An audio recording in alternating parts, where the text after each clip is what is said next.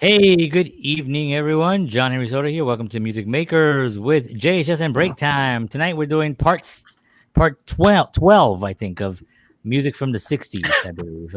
This so, is the end of our It would 12 be. bar blues right here. This is the end Yeah, of our this is 12 bar blues form. hey, that's right. Perfect. Good catch there. That's right. I said 12, and today we are covering the blues. Yes, And a sir. lot Yes, of it is sir. the 12-bar blues. Hey, So, everybody, it's your boy Sean from Tommy from BreakTime here. welcome, Sean. Happy Welcome, Tuesday from Tommy. BreakTime to you. That's Yeah. right. What's up, And everybody? so we missed Tommy last week. I think he was floating on a raft. Yeah, somewhere. I had issues. Let's just put it that way. The storm was, yeah, that storm really. I didn't really realize how big that storm was because I'm just oblivious. I hear thunder and lightning, and from I New mean, York, we they didn't don't think really it was that pay bad attention to either. it. But In New York, Same it's thing not for that big of me. a deal. I Yeah, pulled but all here, of those tricks really. just because Tommy, Andres, and Joey weren't there. I had to now fill we the got space. Tommy. So I hope everybody enjoyed those tricks from this old dog here with the new tricks. Yeah. Yes, sir. So I went out the next day after that storm, and it was like there was like a big hunk of tree right in front of my house. I was like, "What the hell?" So I had to drag it out. It was blocking the Well, street and everything. Yeah, that's was a like- welt moment right there, ladies and gentlemen. yeah, it was really interesting. So exactly. So all right, so let's get down to business here. This is part 3. We tried to do it in one part. That was laughable. We tried to do it in 2 parts. That was laughable. We probably won't even be able to do it in 3 parts, but here we are attempting to Yep. end off Yeah. the 60s. Maybe end off. We don't know. Maybe. Let's see what happens. Let's see what I'm happens. calling for a part 4 just so everybody knows. I mean, I'm with part you, Sean. 13. Part 13. 513, that's right. Oh, man. So I think last week we covered those 2 record labels. We covered Motown and we covered Stax, and that Yep. was a lot of fun. And today we're going to cover something in the 60s that was humongous. You know what I mean? It was you could literally do a few shows just on the fact that the blues really, really propelled the 60s in what we know today as rock, as rhythm and blues, as, jazz. Anything that you can think of came from the blues. It was the blues.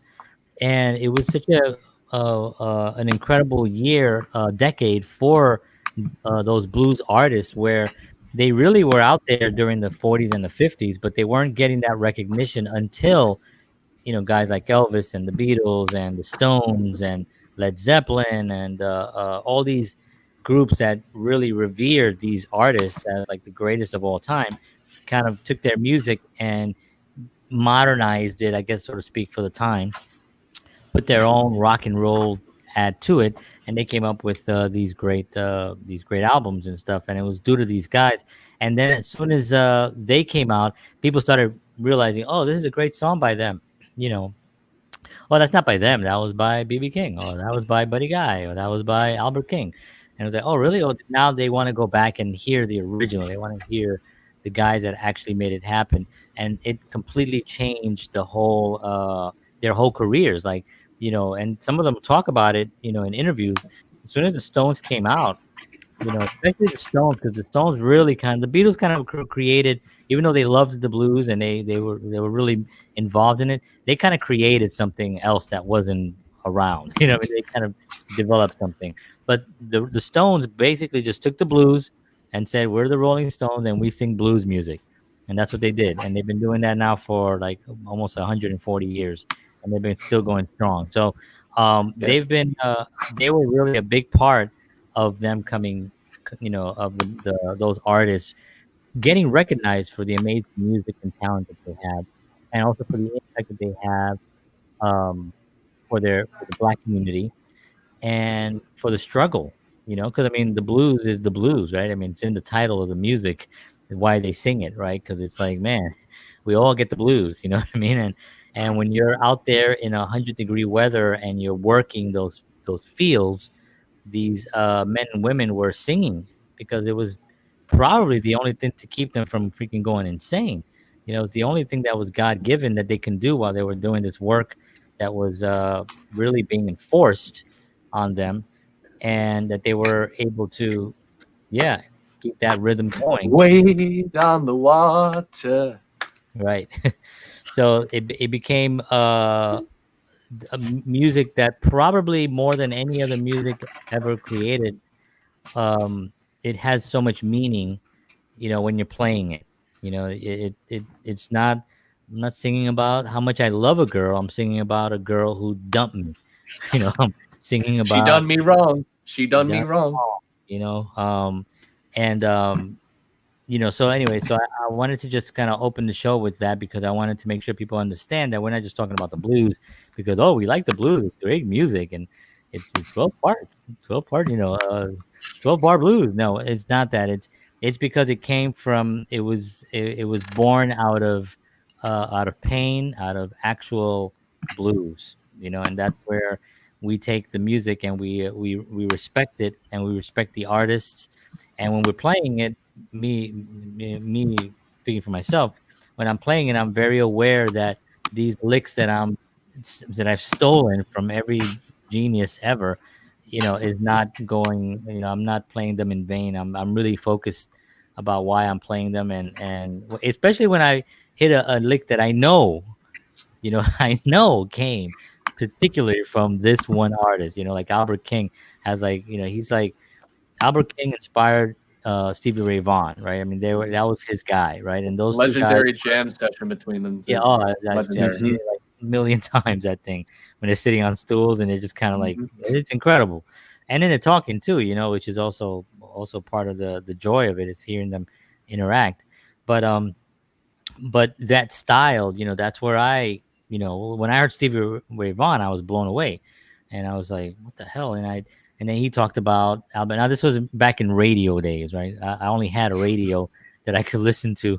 We didn't have I didn't have, well, I guess there was MTV, but MTV was not playing Stevie Ray Vaughan unless he was backing up David Bowie and Let's Dance, and that was the only time I actually saw Stevie, and I didn't even know it was Stevie when I was watching it because I was not aware of what he looked like really. And the records are just, you get the records and then a quick glimpse on a video, it just doesn't give you enough mass to know that that's the guy. So all I had was the radio. So there was a guy named Scott Muni, and he hosted the WNEW 102.7, and it was a rock station, a classic rock station, and just a rock station in general.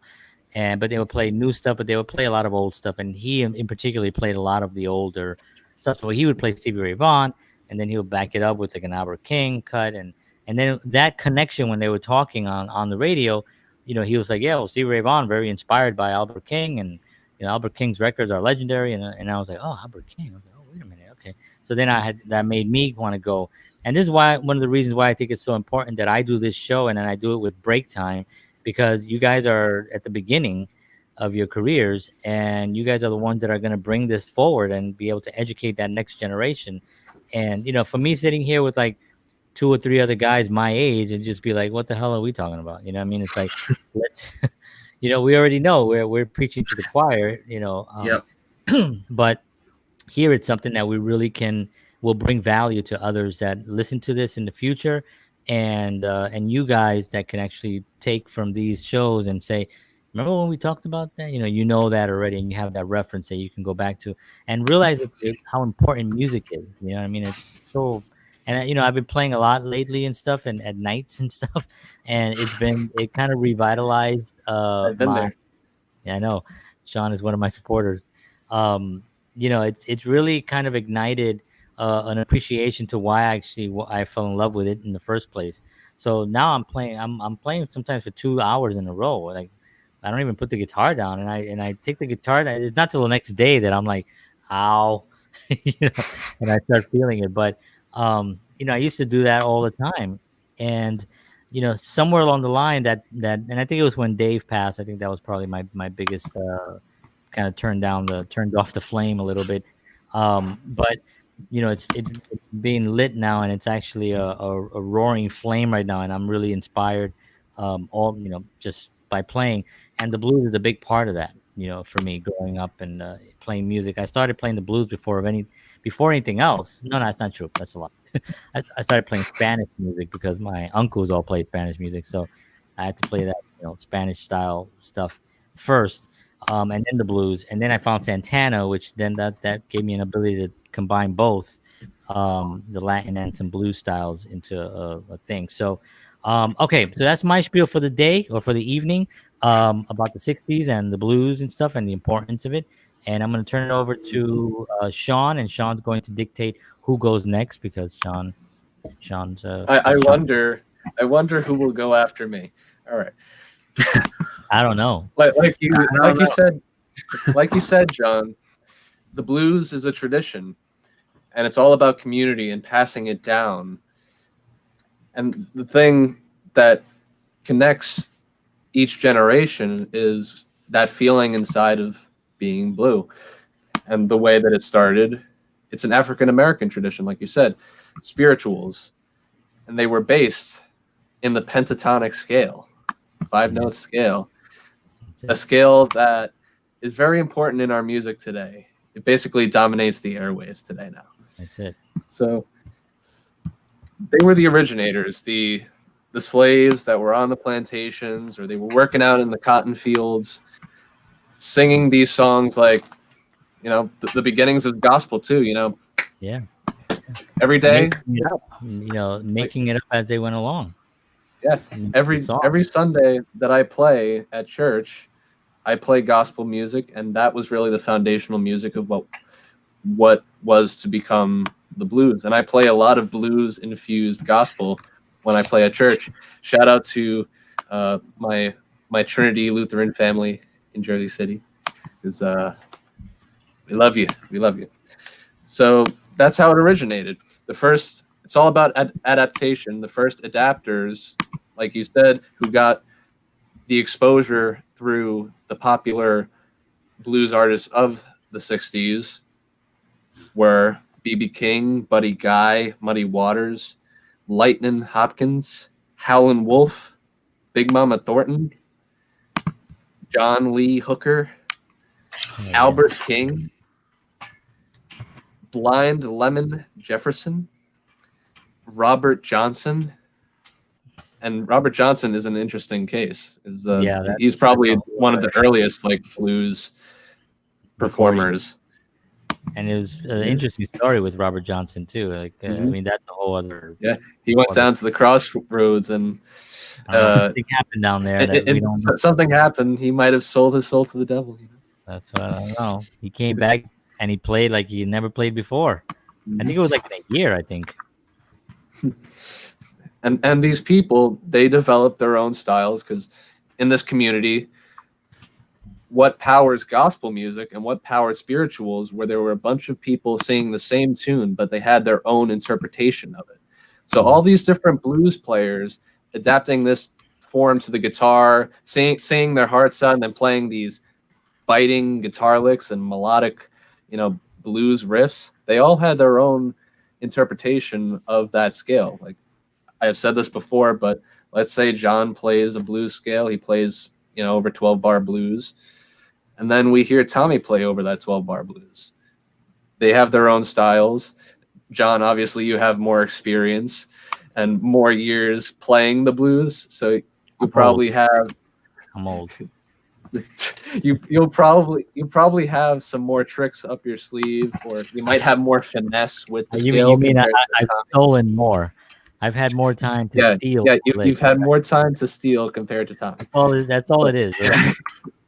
But nonetheless, individual interpretation is what makes the blues, really special. And there's all these different styles: Delta blues, also known as the Bayou blues; country blues, also known as the down home blues; urban blues, also known as the Chicago blues; and harmonica blues. I'll be talking about that. Chicago Delta blues, the big stars of the Delta blues were Robert Johnson, Muddy Waters, John Lee Hooker. Country down home blues, Blind Lemon Jefferson, Lightnin' Hopkins. Urban blues, Albert King, B.B. King, Ray Charles, even Aretha Franklin is considered an urban blues artist. Harmonica blues, most famously, Sonny Boy Williamson, who was known as the king of the harmonica blues. Yep. So these blues when they flowed through this guy right here. Happy Elvis Week, by the way, everybody. That's right. Elvis Presley is credited with making a lot of African American music accessible and understandable to the greater listening public. So he was the second adapter. He was the second adapter, and in his class were people like Chuck Berry, Little Richard, Bill Haley and his Comets, Cliff Richard and the Shadows, Jerry Lee Lewis, Johnny Cash. Oh yeah. You know, all these people in the 50s. And then all of this music from way back as far as the 20s with like Robert Johnson, it made its way to the United Kingdom, and it reached feverish popularity within the USA around the same time in the 60s. It really exploded in the 60s. And we have all these artists that created their own interpretations, and with the technology at the time and what was going on socially, they really made the blues even more inclusive than it was before. Mm-hmm. I'm going to go down a list of like blues bands. For example, like you said, the Rolling Stones are really like the most popular blues band that there ever was. There's the Animals, the Yardbirds. They would become Led Zeppelin.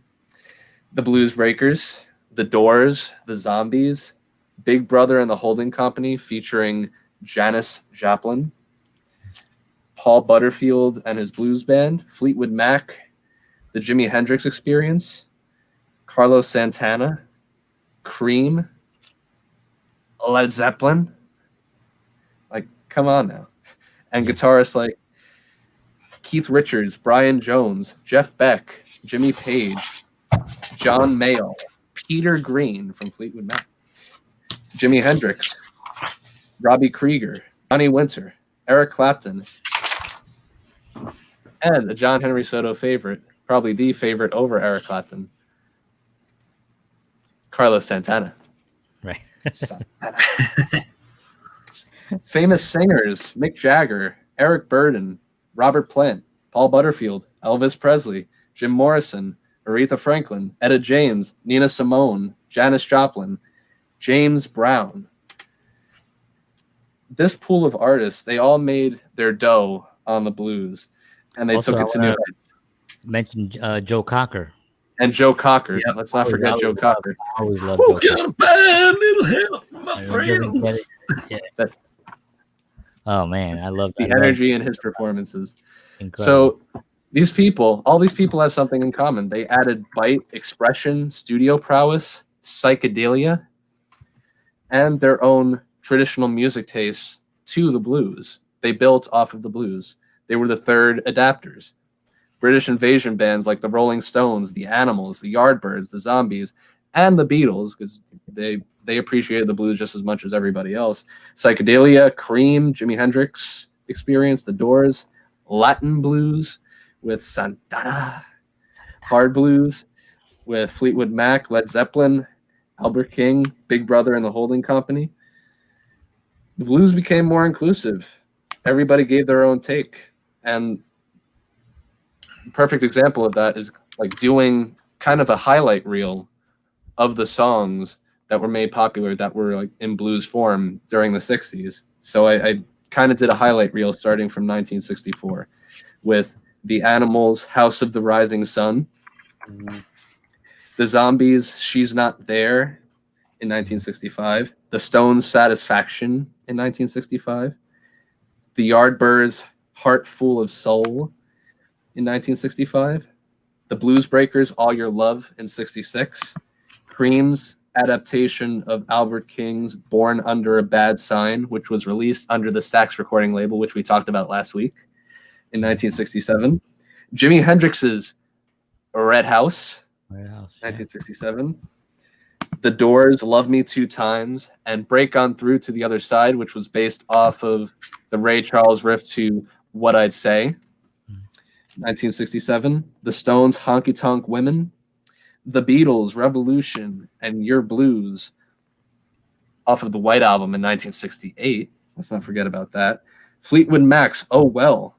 Santana's Black Magic Woman, which was an adaptation of Peter Green's Black Magic Woman, which was released in 68. And Janis Joplin, her famous performance of Ball and Chain, 1969.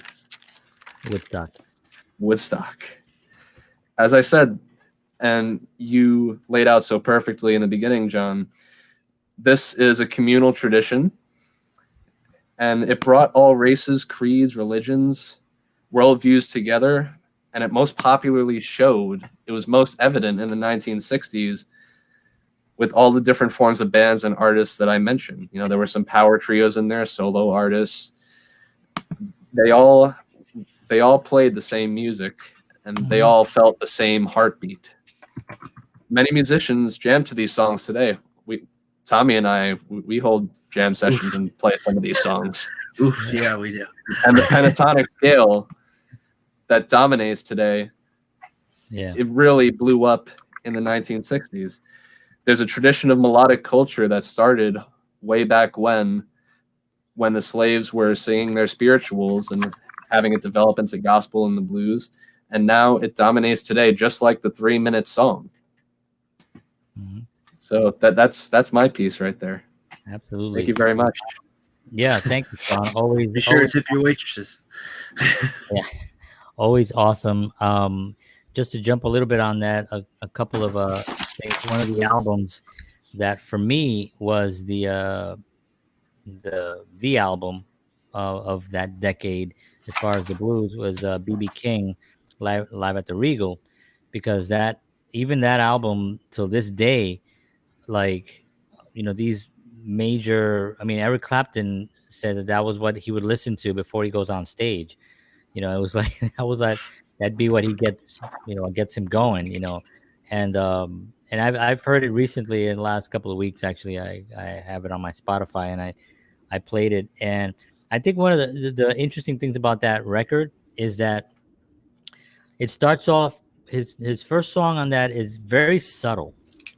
He doesn't come up screaming and, you know, it's not it's very, very subtle, which I found very interesting later on to see that he really build up, you know, like the way you do a show, right? You come out and you kind of like, everybody's like, yeah, excited that you're there, right? But you don't want to just give everything right off the bat, because then slow burn, it's gonna go down, you know. And so you have to kind of like just give him a little bit and give him a little bit more and give him and that's what he did. And then, man, and his playing there was fantastic. And you know, B.B. King was not like the virtuoso guitar player, you know. I mean, he didn't play chords. He talked about it constantly. He was like, I don't do chords. I don't know how to play chords. I don't play chords, you know. But he was like, but he played the blues like, you believe, you know. He made his money on expression. Yeah, that's exactly right. Exactly. That's what I was going to say, that he didn't need to play. He didn't need chords. You know what I mean? He had his incredible voice, but his incredible upbringing that had the pain in it, you know, the true blues, you know. And, you know, I want to go into a little bit of something before we bring Tommy in, was that, you know, I want to make the point that these guys that were singing these songs were singing it out of actual experiences. So the ones that have taken it on, you know, we can't really relate.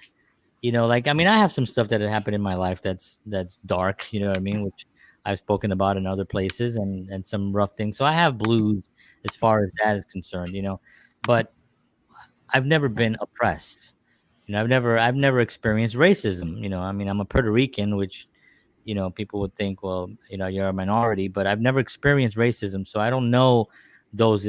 I was never told you can't go in there because you're Puerto Rican. You know what I mean? It's like, you know what I mean? So I've never experienced those kind of things. So it is a different emotion, you know, but it's so powerful. You know, it's so powerful, and everybody has the blues. You know what I mean? Everybody, and this is something that I've heard Joe Bonamassa talk about. Right? Joe Bonamassa was born to a middle class family in upstate New York in the 70s. You know, well off, went to school, was a regular kid. got to play with BB King at the age of 11, you know, and that was that was pretty cool. So he was obviously, that was my childhood. He was obviously a virtuoso, you know, a very young age, you know. But he didn't experience what BB King experienced as far as life is concerned, you know. But yet he could interpret that pain and that those almost like an actor does, right? You know, an actor has to go out and, you know, I've played a lot of characters that I've never done those jobs or of those things, but you have to experience, you have to kind of recreate that. And so, you know, I want to just make sure that people understand that, you know, when we're talking about the blues, that it's really coming from that pain. It's from that perspective, not from ours. You know, now we have pain and we will put them in there as we go, but it really is that perspective that we're really paying tribute to. You know, it's that struggle that we're talking about, and that album, you know, perfectly. I mean, it was in no. I should have probably. I think it was like November of '64. It was recorded officially, and BB King used to play the Regal all the time. Like he played it like thousands of times and stuff. But this one particular night, they recorded it, and it was a full band, and everybody was hot. It was just a great band. The audience was really into it, and that became kind of like the album that really became the foundation for how to record even how to record albums. You know, I don't even know that the technical part of it, but it was recorded so well where you heard everything was so clear, even the audience, which is really bizarre because you hear the audience responding, but it doesn't interrupt. You know how sometimes you hear a record and the audience is so loud that it kind of it interrupts the act. It's like the Beatles. Yeah, and the live recording at Shea Stadium. The audio was so bad that they had to overdub some parts. Right. So that kind of stuff, you know, it's just not but this was recorded extremely well, and just one of the greatest albums. I think it's this I actually do know. I think it's 100. It's on the Billboard's top albums of all time, and it's like 141 or something. Now, for a live blues album from '64, it came out in '65.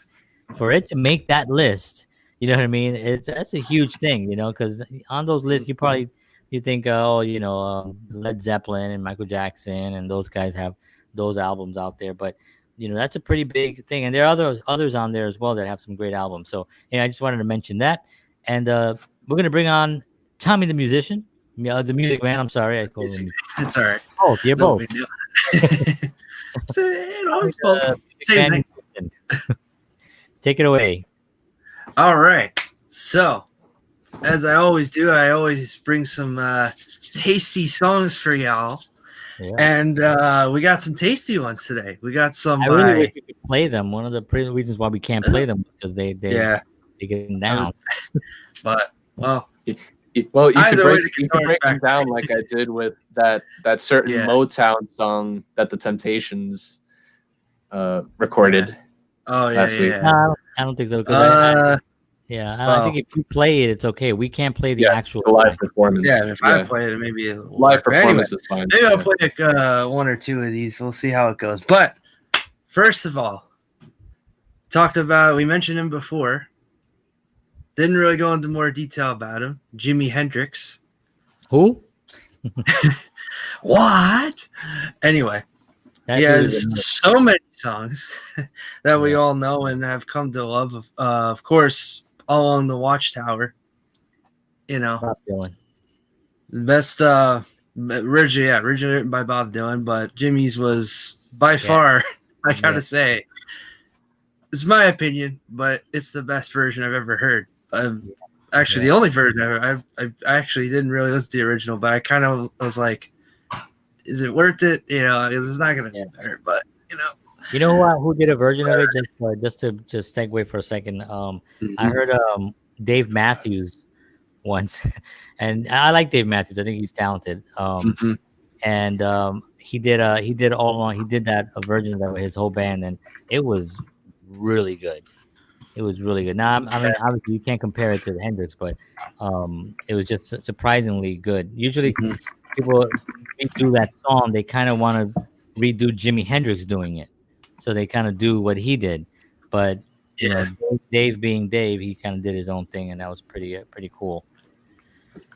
So here's hey, we have a watcher. Here's Mary Laughlin. Hey, Mary. Mary, how are you? Right. Mary, where you going to? Yeah. All right, Tommy. Sorry. Anyway, Go for it. A few more other notable Jimi Hendrix tunes that were released in the 60s. Purple Haze. The riff probably every guitarist probably starts with when it comes to Jimi Hendrix, I would think, is Purple Haze. This is what everybody wants to learn anyway. What else we got here? Oh wait, I don't think I wrote it down, but another Jimi Hendrix song real quick to worth mentioning that I think really also stands the test of time because it uses a wah pedal, Voodoo Child.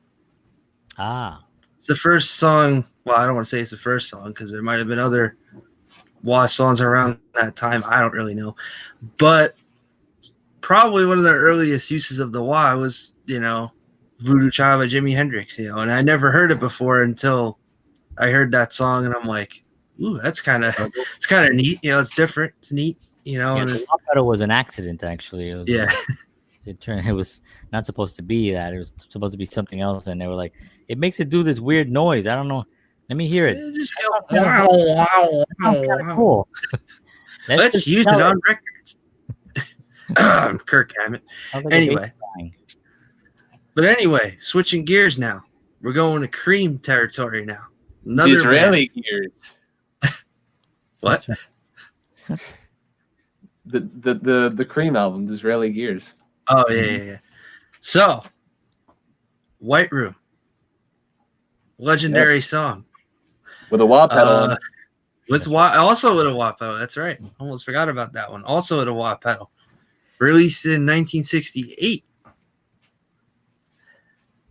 68. It's amazing that there's a lot of songs that they did that I realized really they were really ahead of their time. Cream, I gotta say, because like I didn't realize at first that these songs were released in the 60s. But Cream, when you listen to Cream today, the power behind those three guys is just like, and then it's three guys too. Yeah, that's really what separated them from most of the artists that we're covering in this blues show. That their really power trio and Eric, his prowess, and everybody's prowess, their musicianship just it made up for not having a fourth guy. Yeah. Sure. Oh yeah. I mean, because also they all played their instruments like heavy, like just emphatically. You know what I mean? Like it wasn't like they were just like dun dun dun dun dun. It was like what's his name? Bruce. Him and Baker was like they just really they were just you know what I mean. So they just had so much going on, but it wasn't. It didn't sound busy. It sounded like they were supposed to do that. And other bands, I've heard other bands do that I thought were a little bit too busy. I'll give you an example of a band that's legendary, The Who. Like The Who is a legendary band, right? And I love The Who and I love a lot of their songs, but there are some songs that I think Keith Moon was just Keith. Stop for a second. Breathe, man, breathe. Let Audrey sing a note. So he had just a lot of energy and stuff, obviously. And John Bonham actually was able to kind of push back a little bit, even though he had those big drums, but he was able to hold back and really play the blues and stuff. Not the greatest timing. If you listen to a lot of these records, the timing was, but again, these guys were not recording with a metronome and all this nonsense. They were just in the studio, three guys, ready, hit record, and then they just okay, turn off record. All right, album Legends. That's how it was. Here we go. Let's see what else we got. I got two. Of course, how could we forget? Two other Cream songs, Crossroads, Robert Johnson, biggest jam song of all time. But Cream's version was released in 1966. And it's probably one of the most notable versions of all time, and still one of the biggest jam songs that a band could do. Yeah, in my opinion. I mean, right? Hell, just like you go on for hours. I know. It's like hours, hours. I know. You just It's do so a much whole fun to set do, with right? that one song. Like that's it. It's like practically Unfortunately, people listening are just like, 4 people going, "Oh God, okay, when are they gonna end?" it's so much fun for us, right? At least until like legends start playing it, then it's cool. It's like when you just see an ordinary Joe band kind of do it, it's like, when are these guys gonna stop? And then when a couple Right. legends do it, they go, "Keep going." I know. It's so crazy. Cover songs. Which is one reason why we can't cover it. Well, we can, but it wouldn't make much sense, and to some extent. But anyway, another one that really stands the test of time. Maybe I could quick play this one, just the opening riff for a quick second here. Well, you put that on, I'm gonna say hello to Mary. We are doing well. Thank you very much. Yeah. So I don't know if you'll be able to hear this, but that sounds familiar.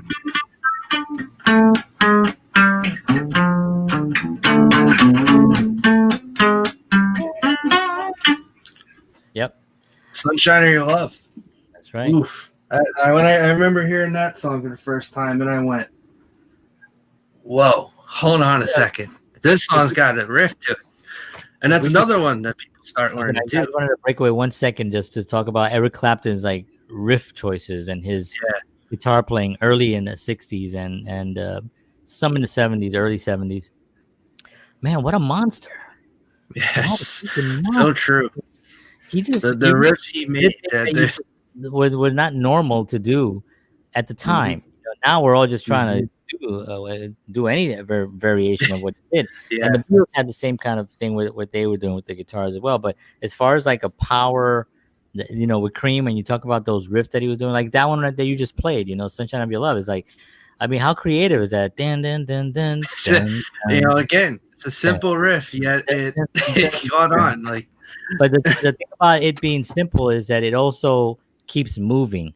True, a lot of songs that have like these great riffs, then they go into this thing that, and the riff is really what you're waiting for again. You know what I mean? And now a couple of bands that I could think of that way, which I won't mention because I don't want to make upset anybody, but there's some bands that just really focus on those riffs, and then when they go into the song itself, the song kind of like you're waiting for that riff again, but his songs really go, and he changes keys in them, for him to be in his 20s to really be a blues artist, be so daring as to going from, because that song changes keys a little bit, and the other one a couple of them that he does, I can't remember which one that is, but it really, he goes into these different key changes, which aren't major changes. He goes, I think, from a D to like a E or something like that, which are very close, proximity chords, keys.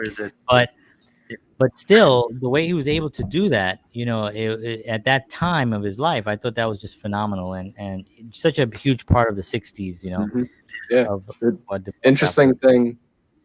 Interesting thing about Eric Clapton was the journey that he had between so many different musical projects in the 60s too.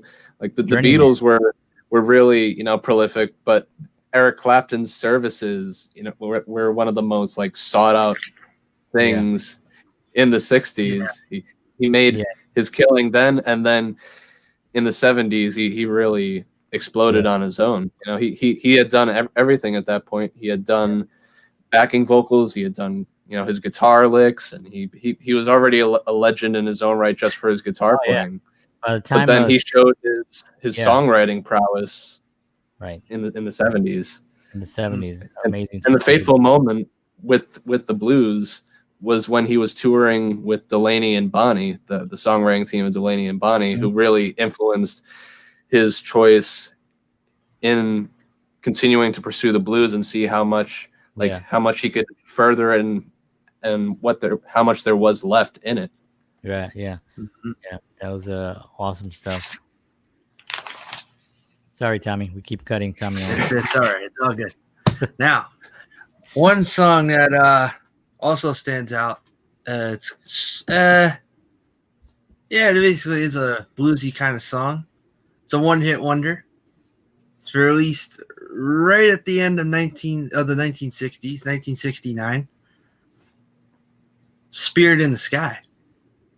Ah, Mr. Greenbaum. What else do I have to say? I mean, the overdriven guitar tone. Again, the simple riff. It was just like perfect. Groundbreaking to mention God as well in the song. Oh yeah, and that too. Yeah, it's like right about my friend named Jesus. What am I doing? Yeah. Why am I writing this song again? I mean, gotta have a friend named Jesus. Going on out to the Spirit in the Sky. It's like, yeah. What else do I have to say about that song? I don't even know what to say actually about that song, honestly. It's a great song, and I think also it was also the daring of the times. It's like it was a time for experimenting. People really didn't care because there was nothing to measure it to. You know what I mean? It's like Eric Clapton, like Cream. They're not gonna go and go, well, I don't know if we're gonna sound as good as there's nobody this back person. there. You know what I mean? They're the first ones to do what they did in that kind of setup. You know what I mean? Same thing with Jimi Hendrix. You know what I mean? It's like, I don't know if I want to dress like they. Who are you gonna know? You starting it. So the creativity and what I think sometimes in today's music world lacks is that we're all trying desperately, and I'm not speaking for you guys, but me personally, trying to kind of go and tap into something that's been done.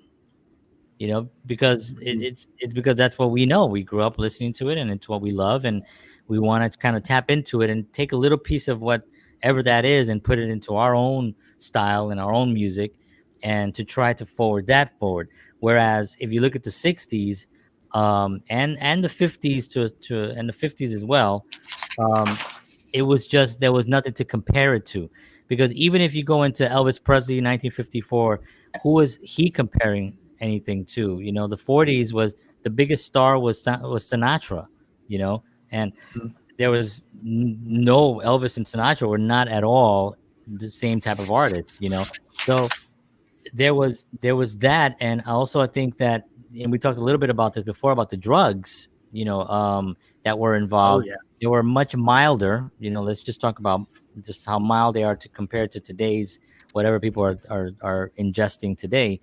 And if it did anything of what they say, gave them like a heightened awareness and whatever it was, it benefited them to what it did. Their inhibitions were taken away, so they weren't afraid to take those risks, like to mention God, to do these. Bam, bam, bam, bam, bam, bam, bam, bam, bam, bam. If you bring a song like that today, let's just say that song never existed, and you come into the studio, somebody's gonna listen to it and goes, "Well, you have to start the song. Where are you going with that?"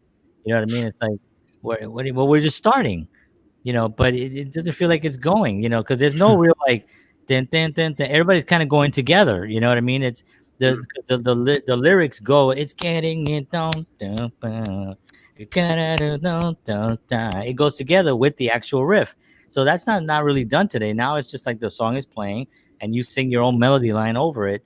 More of a pop kind of idea. Whereas there was no inhibitions, but there was stuff going on, and there was people that were loose and free. There was nothing to compare it to, so they were just kind of like free flowing. This sounds good to me. What do you think? I like it. Let's do it. Okay, and it's done. And that's kind of like what Hendrix did, and and I think a lot of the artists that were revered in the 60s had that going for them. Now of course, if it's a gateway to something stronger, you can see the effects of that, and I'm talking a little bit long about this because I think it's important. But when you talk about the gateway drug, if somebody's smoking, I'll give you an example. We'll go with Clapton again, right?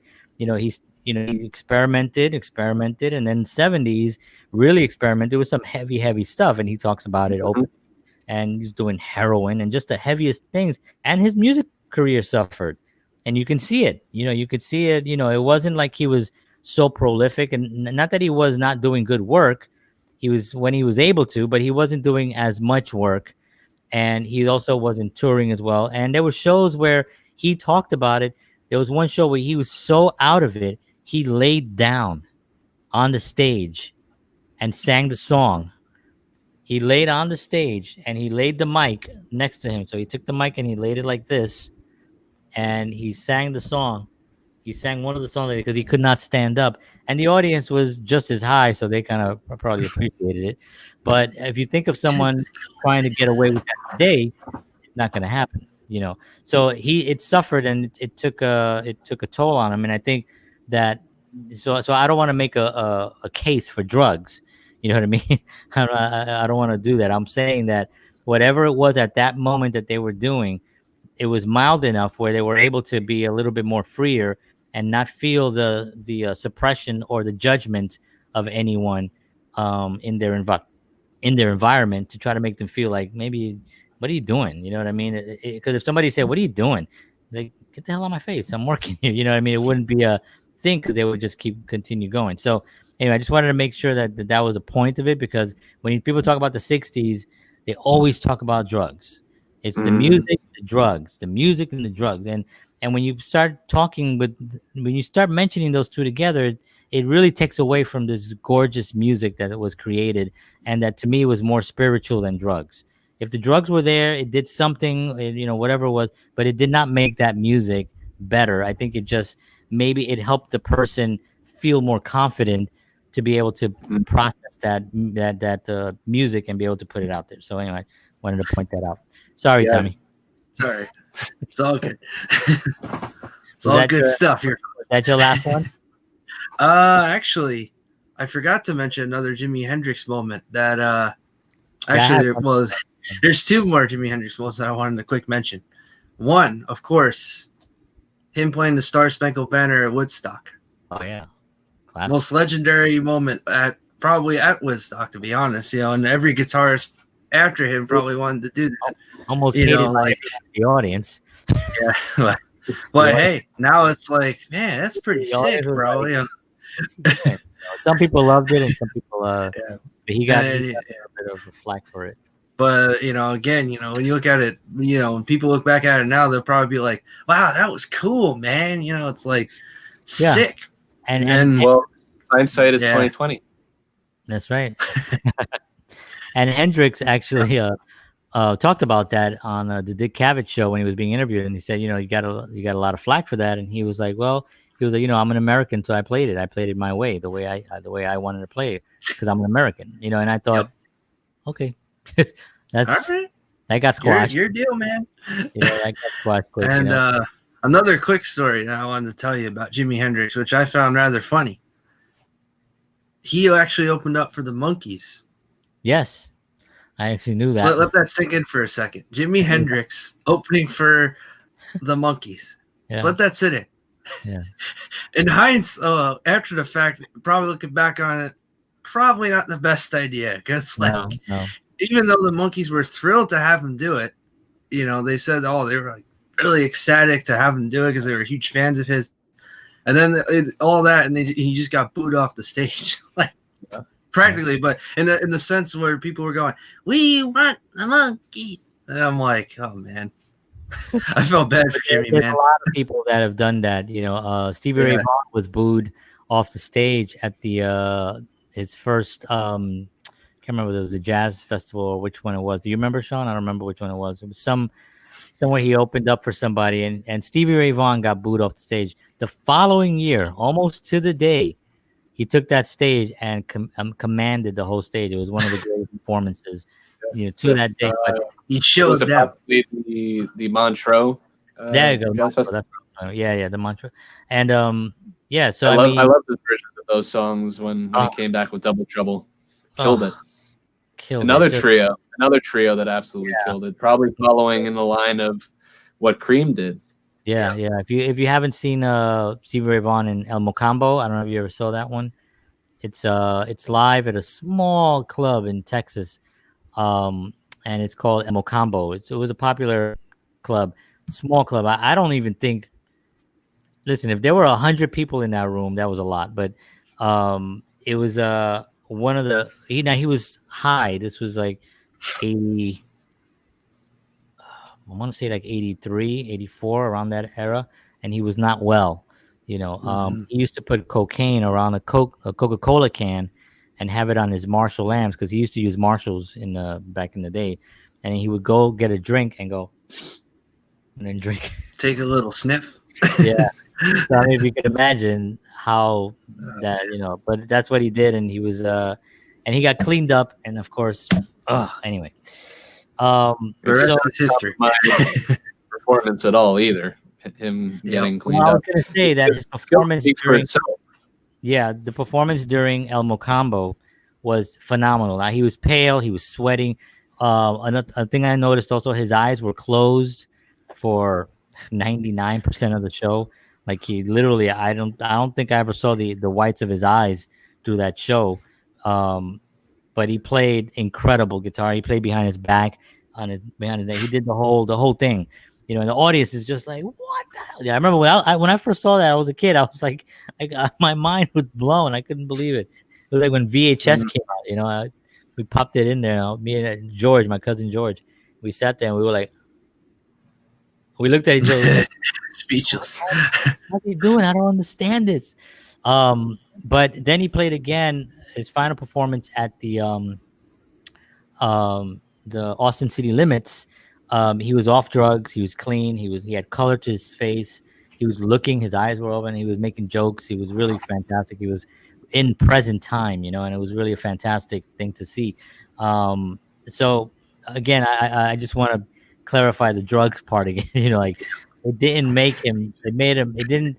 The music was still fantastic, but his presence was just not really there. Just say no, everybody. Just don't do it. Speaking of drugs, I got another story about Woodstock for you. There's another band there that night. Yeah. A band that I am very well familiar with and that we cover a lot of in break time. This is probably one of the widest told stories. This is my favorite story on the music makers. So I'll try to keep it short, and not too long. But basically, the Creedence was supposed to go on after the Grateful Dead that night, which was, I think, in the wee hours of the morning or something like that. They wound up going on. But let's just say drugs happen and the Grateful Dead kind of lost it at one point in the show. And you could tell because was it Jerry? I can't. One of the Grateful Dead band members went. Probably was Jerry. Because, maybe it was Jerry. I don't know. But all they heard was Jerry. Yeah, man. Where's my guitar? I don't know, man. And I'm like, and they didn't know why that happened until a few years later. Maybe it was around 1990s or something. I can't exactly remember off the top of my head, but many years later. Let's say many years later, they found out that every single band member, not one band member, every single band member of the Grateful Dead took LSD. Right. Yeah. And that was the biggest reason. If you uninformed people don't know. And another funny part of the story, when they did get to go on, John Fogerty comes running out, starts doing his songs, Proud Mary, all the stuff, Traveling Band, all the songs they had at that time. And another thing that you probably didn't maybe realize, everyone in the audience was asleep. Drugged out of their mind, probably. Yeah. So they were playing basically to a sleeping audience. Yeah, definitely. Basically playing to a sleeping audience. Yeah, because it was the concert went on for a few days, so yeah, it was. But then there was some point, and he's trying to get everybody going and everything, and then there's this one guy with a lighter going, "Don't worry, Jerry. John, we're with you." So he played the entire rest of that concert basically for that one guy, in the end. Yeah. So he got a free show, I guess you could say. And he probably would remember that for the rest of his life, that he saw Creedence at Woodstock. But wow, that was the crazy story I heard. Yeah, the drugs thing really ruined a lot of moments that could have been better. You know what I mean? I mean, we lost that moment right now when you think about it. People say, "Oh man, he was all messed up." Ha ha ha. Ha." It ain't funny. You could have been like, you could have Could have done been a a lot worse. performance, dumbass. You know what I It mean? could have been a lot worse. You could have died on the stage. Well, yeah. I mean, eventually, they got they burned their brain cells and stuff. But at the end of the day, you look at it. Look at Jimi Hendrix. Like people love Jimi. I love Jimi Hendrix. I love what he did, but I think he's an Mhm. idiot. You know what I mean? I don't think he was a smart guy. And I don't think he was surrounded by people that cared about him. Because if he was, somebody would like punched him in the mouth and be like, "Get down! You're coming off of drugs. You're too important to us. Damn it! You know how important you are to this planet." And somebody said, you know what I mean, and just hold him down and get him off of drugs. And somebody be there for the guy. You know what I mean? And all these guys that died because they were young, and surrounded by all these family and friends. I'm like, give me a break. You're enabling somebody who's too important.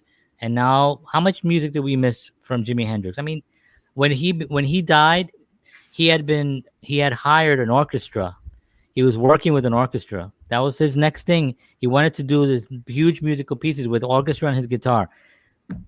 Can you imagine Jimi Hendrix with a huge orchestra? What that would have done?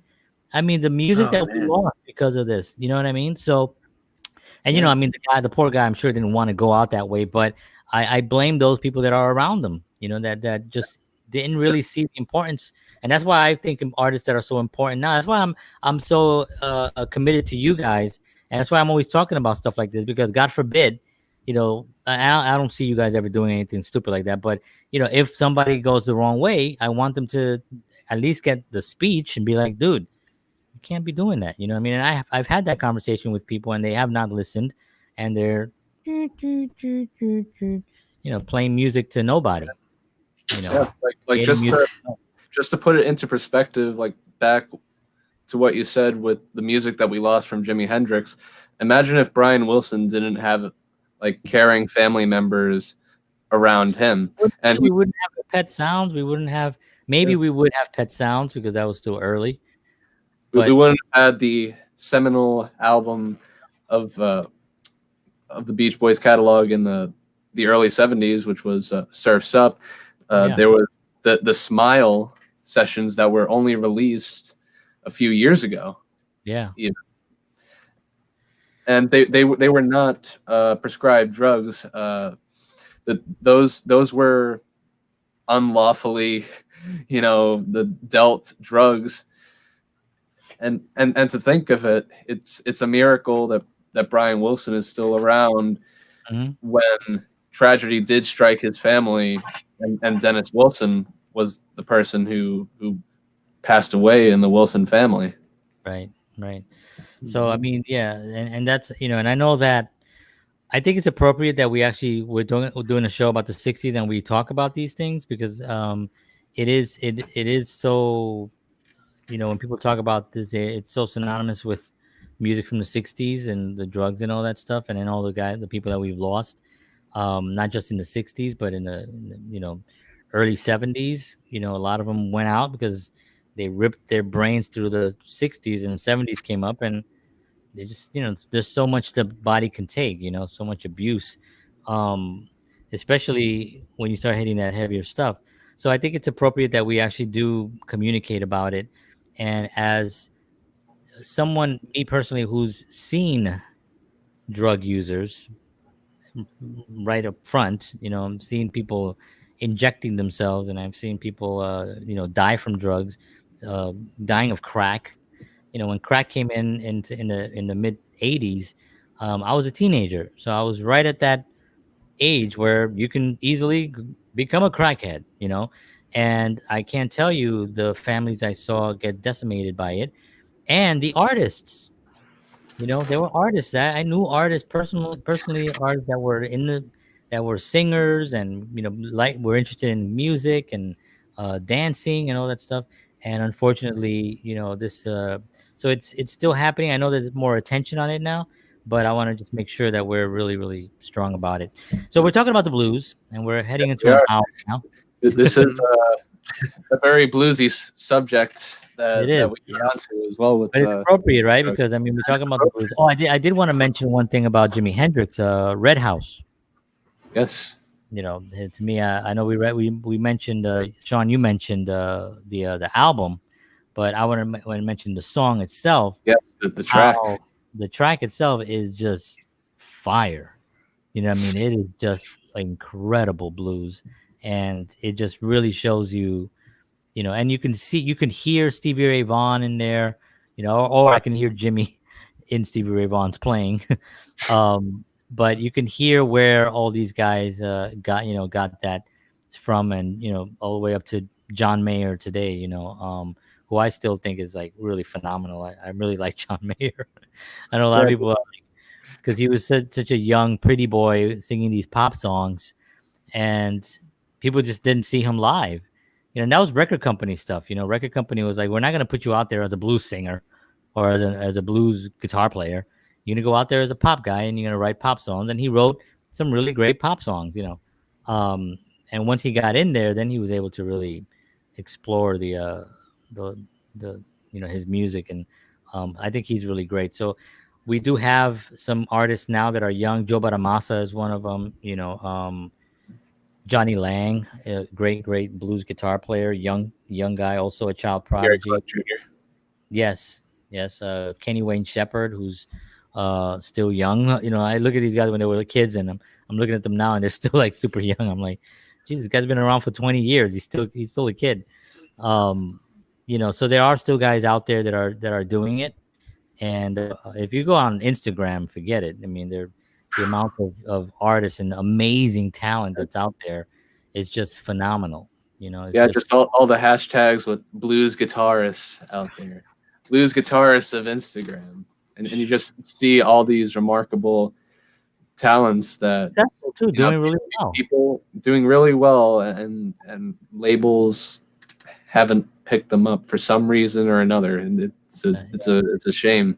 Yeah, I think labels are controlled by something else, and I think that's about to change. So I think that eventually we're going to hear all this stuff much more. It's going to be much more accessible, you know. Yeah, we need to break the pattern of all of the doom and gloom and get back to happy times and authentic music, and the blues to tie it into that. That was authentic. That was authentic music. Imagine having artists like BreakTime, which is you should follow BreakTime at BreakTime Live NJ, because it's a great time. BreakTime's a great time.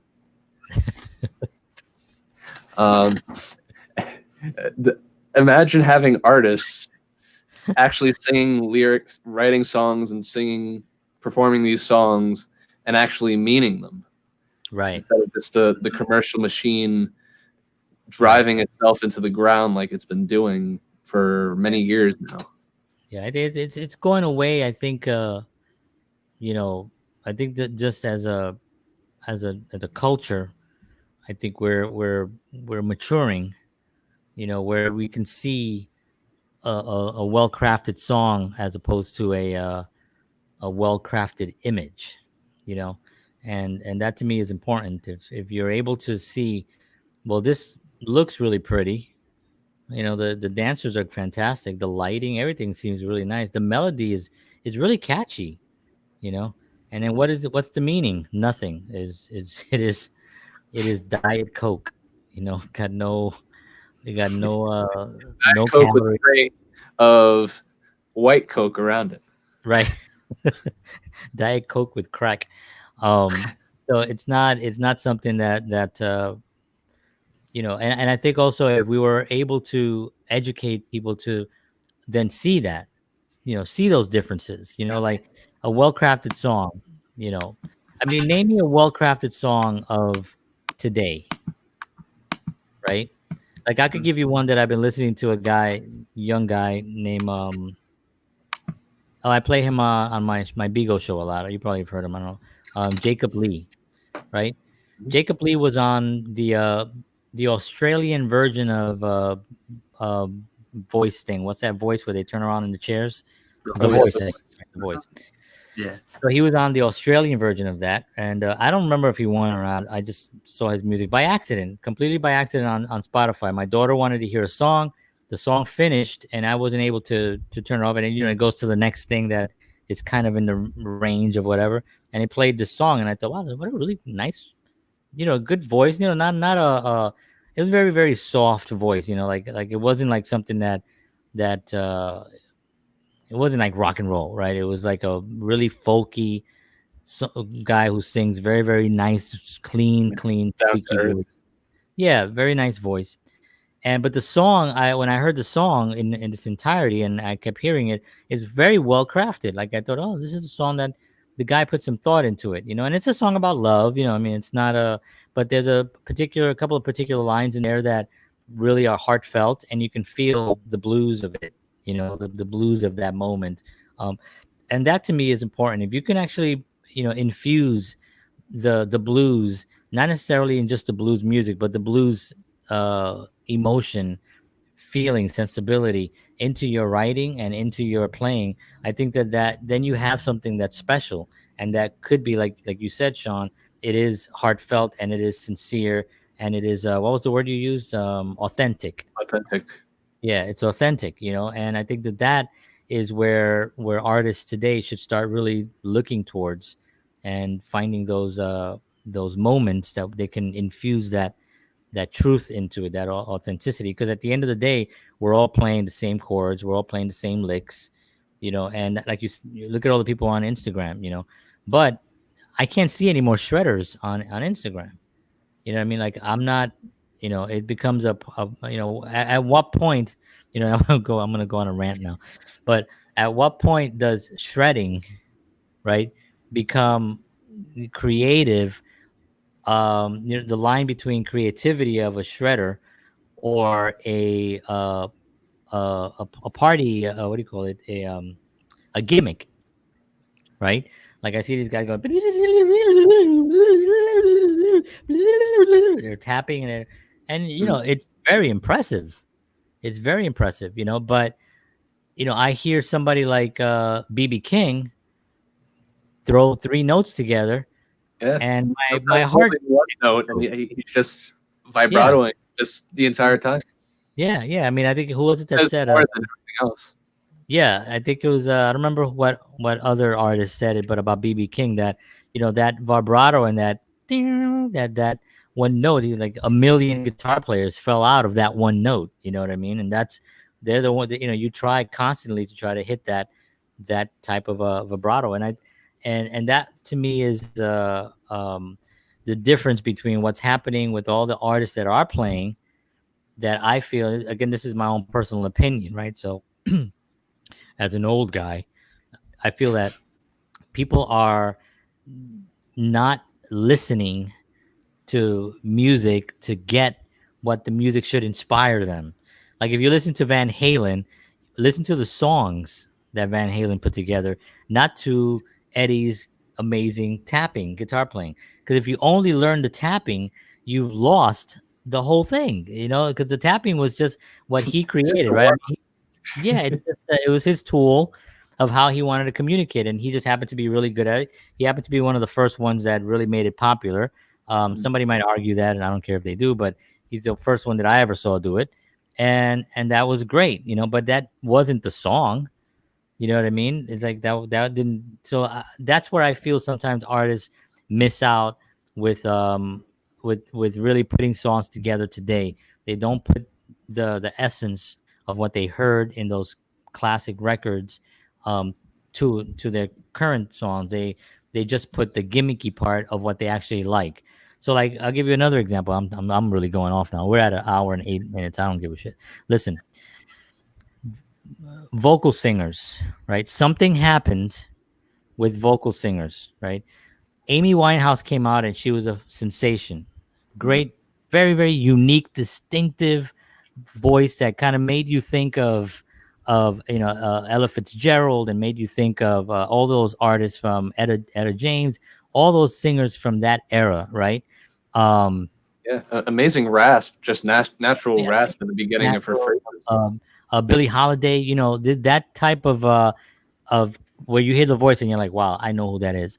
So what happened was that voice inspired all these artists. Now you go on and I hear a singer now and they sound great, but they're doing that. Whatever that,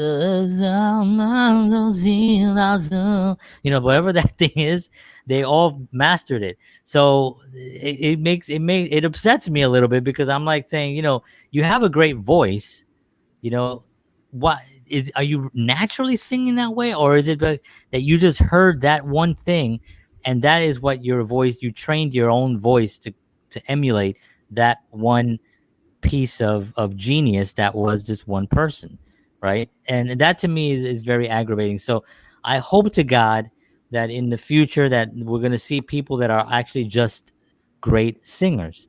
We talked about Adam Levine the other day. um just a great singer. Does he sound like anybody? Not really. He kind of sounds like him.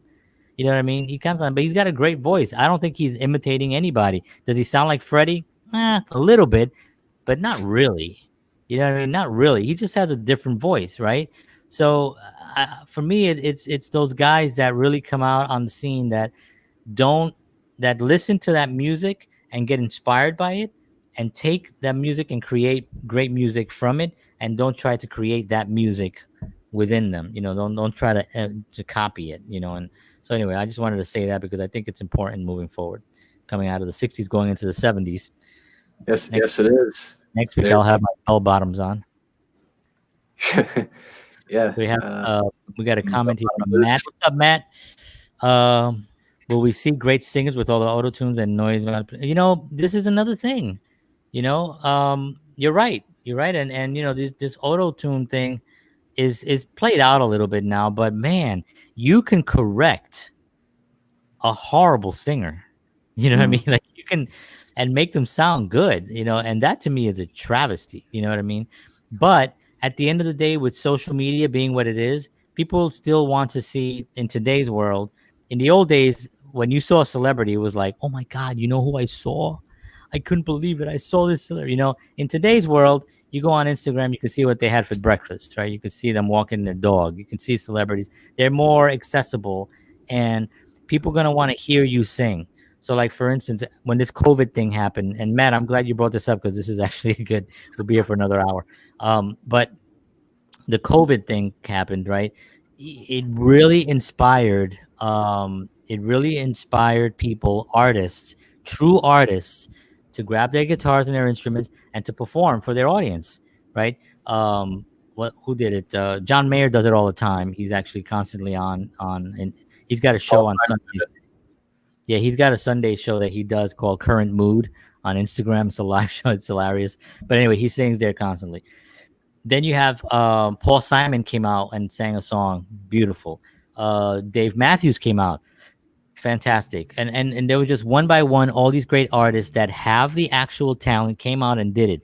We didn't see any, and I'm not going to name names to not insult anybody, but we didn't see any of the big arena artists that we all know their names, with the flashy lights and the 12,000 dancers and the smokes and the lights and all that stuff. We didn't see them come on and perform.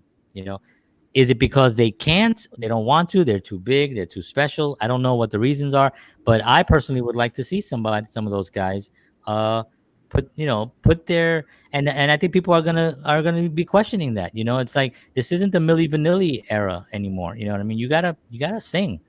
Exactly. So you really just need someone who's highly marketable these days, unfortunately. Yeah. You need some PR people, natural PR people in the band. Yeah, and you mentioned I know I talked about that the Beyonce song, and I will talk about this because I mentioned it before, but her song about the ring on it, put the ring on it. If you like it, you better put a ring on it. 7 writers. Seven writers for this one. Put your ring on it. Which is not even one of her better songs. She's got better songs. But that's the one that they chose. But you know why? Because it's very gimmicky. It's very like girls can go like, oh, if you want it, you put a ring on it. Ha ha ha ha ha. And guys now can go around going, hey, I'll put a ring on it. And so you have all the little the inside jokes, and it reads well. It's a good marketing, like Matt said, it's well branded package that people will be able to digest it nice and soft, and the Beatles, you got Paul McCartney writing Yesterday, right? The most famous song in the history of songs. That was written from a dream. He heard the melody in a dream, and he was at the Asher's house. He was in the attic. There was a piano there. He just wrote it in the attic. Called it Scrambled Eggs in the beginning. Right. Scrambled eggs. So, oh mama, how I love you, legs. That guys can sing that incorporate prenuptial agreement in it. Yes. I'm working on that right away. Yes, Sean's going to get right on that. Great idea, Matt. It's going to be a very artful song. You're not going to be able to catch the mention of the prenuptial agreement in it without a lot of metaphorical work. Exactly. Oh man. So I think we've covered a lot. I know I've talked a storm here. So I don't know if you guys have anything else. You guys can yes. So Matt says, please release it ASAP. Thank you, Matt. Please release it. We will, Matt. They're working on it. I'll help promote it. But, so, Tommy, do you have anything? You have anything to wrap up? No, that's it for me, folks. Share tip UH. Hey, follow Tommy the Music Man. Follow Sean Keymaster. We do post every time that we meet up and have band shenanigans. On the BreakTime page, we have a regular posting schedule, so we always post according to that. But all of the nonsense in between, we post on our personal pages. So if you want the inside scoop on BreakTime, you'll get it from there. So Matt wants to know those behind you. Are those books, Tommy, or albums? Oh, these are like CDs, DVDs, all that good stuff. That's and then over here, you can't really see it, but there's like a whole thing of albums over here. Those are my dad's. Ah, nice. I haven't seen someone whose collection books rivals mine. Nice. So those are CDs, and that is pretty cool. Yeah, I have my little. That's a lot of my books. That's a lot of knowledge on those shelves right there. Those CDs and albums. Those are musical books. That's right. A well-read musician is Tommy the Music Man. That's right. Yes, sir. Well read. All right, guys. So I want to thank everybody for tuning in. Appreciate y'all. And Matt, thank you very much for tuning in. And we'll see you all next Tuesday night with Music Makers at 9:30. And I think we covered the 60s pretty well. I think we're actually good to go on to the 70s. What do you guys think? We're good? Yeah. Good. Yeah. Go on to the 70s next week. Please join us where we'll all have on bell bottoms. Yes, we will have bell bottoms and we will have prenuptial agreements. That's right. All right, folks. Thank you, everybody, for tuning in. I'll see y'all next week. And as always, peace.